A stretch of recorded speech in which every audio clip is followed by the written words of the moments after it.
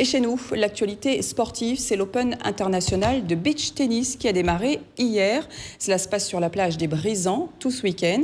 C'est le 7e tournoi organisé à La Réunion, mais la première compétition internationale. 7 nations sont représentées, mais à La Réunion, la discipline se porte bien avec 400 licenciés et pas mal de champions de France parmi nous. Eva Sanchez. La discipline est mal connue du grand public. Elle compte pourtant sur l'île plus de 400 adhérents. Le beach tennis est à l'honneur ce week-end sur la plage des Brisants à Saint-Gilles. Pendant 3 jours, le site accueille son premier Open international. L'idée, c'est que tous les endroits dans le monde où on joue au beach tennis essayent de mettre en place un événement international dans l'année où ils accueillent les meilleurs sportifs mondiaux qui, en général, se déplacent quand on les invite. Et donc, par exemple, cette année, on a 30 étrangers qui sont venus nous rendre visite à La Réunion, dont les tout meilleurs mondiaux. Donc on est très contents parce qu'on a les numéros 1 et 2 mondiaux chez les hommes et les numéros 3 mondiales chez les femmes.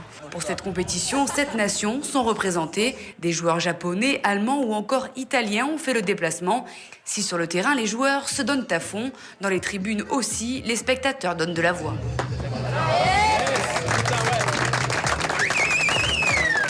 Le cadre, l'environnement, c'est extra. Sur la plage, il n'y a rien de plus beau. Côté sportif, c'est une grosse dépense. Voilà, c'est un sport où on se donne énormément. On plonge, il y a des smashs, des amortis, des lobes. Voilà, c'est fun, c'est du jeu. Des spectateurs nombreux venus soutenir les champions pays. La Réunion compte en effet plusieurs champions de France, parmi lesquels François. Comme lui, la plupart des joueurs de beach tennis sont issus du tennis classique. C'est vrai que là, il n'y a pas de rebond, on joue sur le sable, le filet 1m70.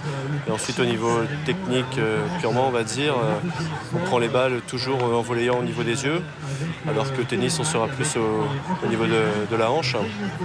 Et toujours en avançant, essayer d'agresser l'adversaire.